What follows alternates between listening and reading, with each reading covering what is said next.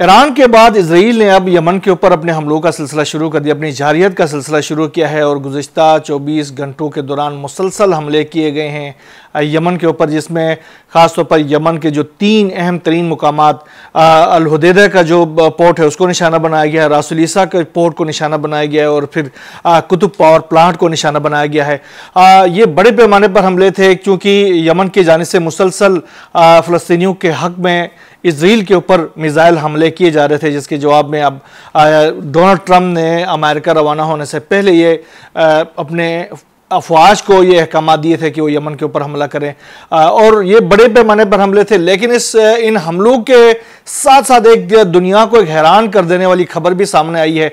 Yemen के ऊपर तो हमले इससे पहले अमेरिका ने भी किए, उसके बाद इजराइल ने किया। अमेरिका तो भाग गया, अपने $1 ट्रिलियन डुबोने के बाद, रेड सी के अंदर डुबोने के बाद भाग गया और उसने अपनी ये जो लगेसी थी जंग की वो इजराइल के हवाले की थी। इजराइल ने कोशिश की लेकिन वो भी नाकाम रहा। अब इजराइल ने दूसरी कोशिश की है, लेकिन इजरायली फोर्सेस कह रहे हैं कि हम हैरान हो गए हैं। और वो हैरान क्यों हो गए? ये सिर्फ इजरायली फोर्सेस हैरान नहीं हुए हैं, यमन की जो जवाबी कार्रवाई है उसको देखकर दुनिया भी हैरान रह गई है। पहली बार यमन की जानिब से अपना एयर डिफेंस एक्टिव किया गया है और वो सरप्राइज दिया गया है दुनिया को कि दुनिया हैरान है, शशदर रह गई है। इजरायली हुकाम कह रहे हैं कि यमन के जो फोर्सेस है उन्होंने अपने जो फजाई जो अपनी कैपेबिलिटी है उसका इस अंदाज से उन्होंने अपनी सलाहियत का मुजाहरा किया कि हम हैरान रह गए। उन्होंने कहा कि रात को हमारे कुछ तैयारे जो हैं वो मार गिराए जाने के इंतहाई करीब पहुंच गए थे, जिसके बायस हमें यमन की जो फजाई हुदूद है उनको छोड़नी पड़ी। यमनी एयर डिफेंस के हमले में एक इजरायली तैयारे के तबाह होने के भी इतलात हैं, लेकिन इजरायली हुकाम ने उसका ऐलान नहीं किया है। लेकिन यमनी हुकाम ने कहा कि हमने इजरायली तैयारों को भागने पर मजबूर किया, दीगर सूबों में वो दाखिल नहीं हो सके, वो हमले के लिए दीगर सूबों में दाखिल नहीं हो सके। ये बड़ी कार्रवाई है। Missile defence system, air defence system का एक्टिवेट होना और यमन के अंदर एयर डिफेंस सिस्टम का मौजूद होना, यह दुनिया के लिए बहुत बड़ी खबर है।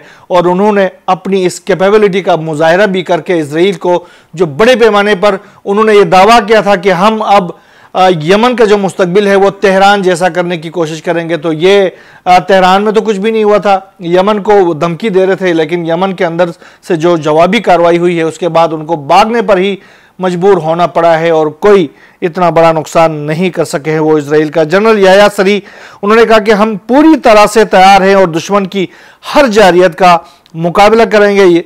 और इसके साथ साथ यमन से एक मिसाइल भी दागा गया है, हाइपरसोनिक फ़लस्तीन 2 मिसाइल दागा गया है, जो कि उसने डायरेक्ट हिट किया है तल अबीब को। ये बहुत बड़ी कार्रवाई है यमन की जाने से, जिसमें तल अबीब को हिट किया गया है और इजराइल के जो डिफेंस सिस्टम्स है वो यमन के इस मिसाइल को रोकने में नाकाम रहे हैं। बड़ी कार्रवाई है, उसमें विजुअल्स दिखाए गए हैं, सोशल मीडिया के भी, अरब मीडिया के ऊपर भी, इंटरनेशनल मीडिया के ऊपर भी दिखाए गए हैं कि यमन का मिसाइल तमाम तर इजराइल के जो डिफेंस सिस्टम्स है उनको डिसीव करता हुआ जाकर, उसने चीरता हुआ जाकर उसने तल अबीब को निशाना बनाया गया है और वहां पर बड़े पैमाने पर तबाही फैली है। इसके साथ यमन के एक सीनियर रहनुमा है नसीरुद्दीन आमिर, उन्होंने कहा कि ये हमले हमारा कुछ नहीं बिगाड़ सकते, गजा की हिमायत भरपूर अंदाज में जारी रखेंगे। इजराइलियों को सोना छोड़ देना चाहिए, क्योंकि जो गजा और यमन पर हमले करेगा उसे सुकून की नींद नसीब नहीं होगी। गजा तनहा नहीं है और यमन जुल्म पर खामोश नहीं रहता। जारहियत अब तक यमनी हमले रोक सकी है, नहीं रोक सकेगी। हमारी मुसल्लह अफवाज के ऑपरेशनल इलाके से कोई बहरी जहाज नहीं गुजर सकेगा। यमन ने क्लियर कर दिया है। यमन ने, याद होगा ना, कल जिस तरीके से जो इजराइल के तरफ जाने वाली जहाज को निशाना बनाया था, ये जहाज मैजिक सी नाम के इस जहाज को उन्होंने अपने स्पीड बोट्स के जरिए निशाना बनाया था। उसके बाद अब वो तबाह हो गया और इस वक्त जो है वो जहाज सिंक हो रहा है, यानी डूब रहा है यमन के पानियों के अंदर। यानी उस कब्रिस्तान में एक और जहाज की कब्र बन गई है यमन के पानियों के अंदर, इजराइल की तरफ जाने वाली है। बहुत बड़ी कार्रवाई है। और अब इजराइल ने क्या किया है, उस जहाज को निशाना बनाया है जो कि हुदैदा के पोर्ट पर जो खड़ा था, जो कि यमनियों ने इजराइल से छीन लिया था। इजराइल की तरफ जाने वाला जहाज था जिसको छीन गया था। ये गैलेक्सी लीडर नाम का ये जहाज था, जिसको 2023 में, नवंबर 2023 में यमनियों ने जब्त किया था इजराइल से।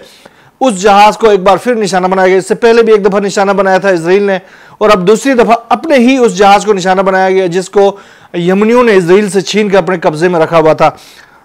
आप बताएं, ये सूरत हाल हो गई है। यमन जो है वो एक ऐसा इलाका है जो कि गरीब इलाका है, जिसमें बहुत ही कमज़ोर मतलब इकोनॉमिक हैसियत के यमनी रहते हैं, लेकिन उन्होंने दुनिया को बता दिया है कि जो ईमान की ताकत होती है, जो कर्ज होता है वो कैसे होता है, इत्तिहाद जो होता है कौम का वो कैसा होता है। उन्होंने मिलकर इजराइल को, अमेरिका को वो धूल चटाई है जिसका दुनिया में कोई मिसाल नहीं मिलता। इजराइल की जानिब से लुबनान के ऊपर भी हमलों का सिलसिला इसी तरीके से जारी है। लुबनान के मुख्तलिफ इलाकों पर, खासतौर पर जो जनूबी लुबनान के इलाके हैं वहाँ पर इजराइल की जानिब से मुसलसल हमले किए जा रहे हैं, जिसके नतीजे में वहाँ पर जो इंफ्रास्ट्रक्चर के नुकसानात है, वहाँ पर जो सिविलियन कैजुअलिटीज है वो बड़े पैमाने पर हो रहे हैं। हिजबुल्लाह ने अब की बार वाज़ह कर दिया है कि हम जंग के लिए तैयार हैं, और इस हवाले से आने वाले दिनों में मुझे लग रहा है कि हिजबुल्लाह जो है जवाबी कार्रवाई करेगी, क्योंकि यमन के बाद हिजबुल्लाह के ऊपर ये जो कार्रवाई की गई है उससे हिजबुल्लाह को जो हिजबुल्लाह के जो इलाके हैं वहाँ पर जो सिविलियंस को नुकसान पहुँचा है, उसके बाद उन्होंने कहा कि अब हम मुकम्मल तौर पर रेडी हैं और किसी भी वक्त हम इजराइल के हमलों का जवाब दे सकते हैं, क्योंकि ये जो जंगबंदी है हिजबुल्लाह और इजराइल के दरमियान, उसके हवाले से अब तक सिर्फ एक ही फरीक जंगबंदी की जो जो जो जो जो जो जो शेखे हैं उनकी पाबंदी कर रहा है, वो है हिजबुल्लाह। इजराइल जो है वो मुसलसल तौर पर हमले कर रहा है, तो अब ये तो नहीं चल सकता। उन्होंने कहा कि हम हमला करेंगे, हम जवाबी कार्रवाई करेंगे और इजराइल को शदीद नुकसान पहुंचाने के लिए हम मुकम्मल तौर पर रेडी है। गजा के अंदर इजराइल के हमलों का सिलसिला जारी है। गजा ने एक तरफ जंगबंदी की बातचीत चल रही है, कतर के अंदर दोनों ममालिक के दरमियान जंगबंदी के हवाले से बातचीत चल रही है, लेकिन दूसरी तरफ गजा के मुख्तलिफ मुकामात पर इजराइल के हमले जारी हैं। गुज़िश्ता जो 24 घंटों के दौरान जो कार्रवाइयाँ की गई हैं इजराइल की जानिब से, उसमें 82 फ़लस्तीनी शहीद हो गए।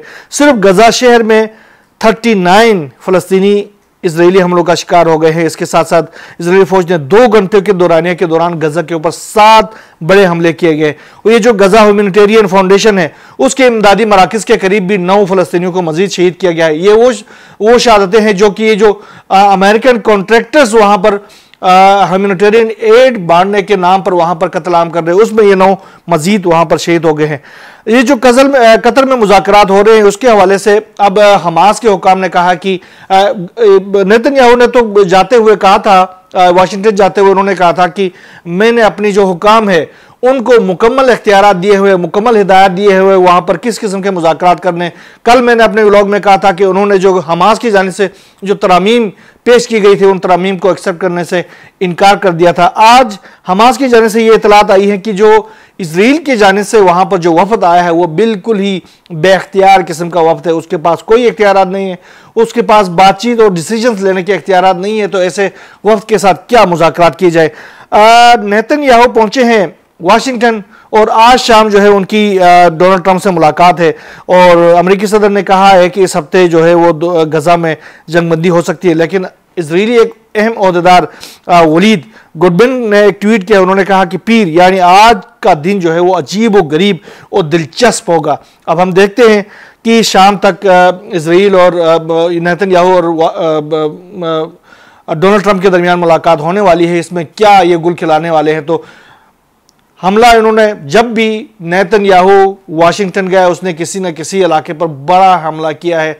ईरान के ऊपर भी हमला करता रहा है वाशिंगटन जाते हुए, उन्होंने गजा के ऊपर भी हमला किया है, उससे पहले यमन के ऊपर भी वाशिंगटन जाते हुए हमला किया था, अब भी वाशिंगटन जाते हुए उसने यमन के ऊपर हमला किया, लेकिन मुंह की खानी पड़ी है। अब आगे ये दोनों जो जंगी मुजरिम है वो क्या किरदार अदा करते हैं, क्या फैसले करते हैं अपने जुल्म के इस रजीम को आगे बढ़ाने के लिए, तो वो आज शाम जब इन दोनों की मुलाकात होगी तो पता चलेगा। अमेरिकी सेनेटर है बर्नी सैंडर्स, उन्होंने कहा कि अमेरिकी अवाम बखूबी समझते हैं कि नेतन्याहू की फ़लस्तीनी अवाम के खिलाफ यह बर्बरियत पर मबनी जंग न सिर्फ शदीद गैर अखलाकी है बल्कि बैनुल-अक़वामी क़वानीन की भी सरीह खिलाफवर्जी है। डेमोक्रेटिक क़यादत कब इतनी हिम्मत दिखाएगी कि वो ये कहे कि अब इजराइल के लिए मजीद अमरीकी फौजी इमदाद नहीं। लेकिन एक बर्नी सैंडर्स क्या करेंगे। अमेरिका के अंदर ये जो वार मॉन्गरिंग है अमरीकी हुकाम के अंदर वो बहुत बढ़ती जा रही है। ख़ास तौर पर जो डोनाल्ड ट्रंप की जो एडमिनिस्ट्रेशन है उसके अंदर वार मॉन्गरिंग। एक तरफ वो कहते हैं कि मैं तो अमन का दाई हूं, मुझे अमन का नोबेल प्राइज मिलना चाहिए, लेकिन दुनिया के अंदर सबसे ज्यादा जंगें, सबसे ज्यादा हलाकतें डोनाल्ड ट्रंप के इस दौर के अंदर हुई है और अमेरिका के आशीर्वाद से हुई है, अमेरिका की इमदाद से हुई है। अगर ये इमदाद खत्म हो जाए तो इजराइल जो है वो अनकरीब जो है वो किसी भी वक्त कोलैप्स कर सकता है। एक तो अमेरिका के अंदर भी जो जितना जो इजराइल को इन्होंने असला फराहम करते गए हैं, इसके साथ यमन के ऊपर हमले करते गए हैं, असला की बहुत बड़ी शॉर्टेज की इतलात सामने आ रही है अमेरिका के अंदर से। यानी अमेरिका अगर कोई बड़ी जंग होती है कहीं अमेरिका के खिलाफ, तो उस जंग को सस्टेन करने के लिए अमेरिका के पास अपने असला जो है वो उसकी बहुत कमी है, उनके पास मिसाइल्स की कमी है।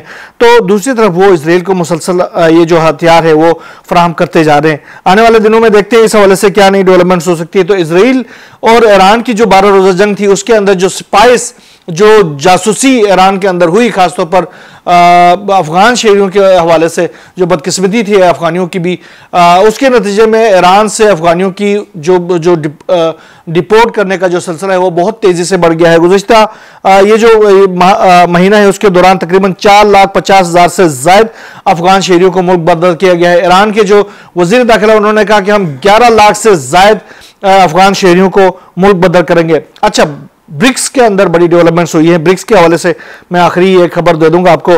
ब्रिक्स के हवाले से यह है कि ब्रिक्स ममालिक ने इजराइल का जो हमला था ईरान के ऊपर उसकी मजम्मत की है और उसके साथ साथ उन्होंने पाकिस्तान के ऊपर जो पहलगाम में जो हमला हुआ था उसकी भी मजम्मत की है, लेकिन उसमें पाकिस्तान का नाम नहीं लिया है। लेकिन ईरान के ऊपर इजरायली हमलों की शदीद मजम्मत की है। लेकिन डोनाल्ड ट्रंप ने जो ब्रिक्स के जो आगे की जो डिसीजन है, खासतौर पर जो ब्रिक्स करेंसी के हवाले से, उस पर डोनाल्ड ट्रंप ने ब्रिक्स के जो रुकन ममालिक हैं उनको धमकाना शुरू कर दिया। उन्होंने कहा कि जो भी मुल्क ब्रिक्स की अमेरिका मुखालिफ पॉलिसियों पर चलेगा उस पर इजाफी 10% टैरिफ आयद किया जाएगा। आपके इन टैरिफ से निजात का वाहिद हल ढूंढा है ब्रिक्स ने, और ये हल ये है कि ब्रिक्स की करेंसी आ जाएगी और इसके बाद ये जो डॉलर है उसका जवाल शुरू हो जाएगा। और ये आने वाले वक्त में ये पत्थर पे लिखा हुआ है कि इजराइल और अमेरिका का जवाल होना है। और ब्रिक्स के जो ममालिक है, अगर ब्रिक्स के साथ जो ममालिक इत्तेहाद करेंगे, ब्रिक्स के जो भी ममालिक ब्रिक्स का हिस्सा बनेंगे, वो आगे आने वाला दौर उन्हीं ममालिक का है। अब अमेरिका का दौर खत्म हो गया। बहरहाल जो भी नई डेवलपमेंट सामने आती रहेगी पूरी दुनिया से, मशरिक वस्ता से, वो हम आपको शेयर करते रहेंगे। यहाँ बस इतना ही। अल्लाह हाफिज।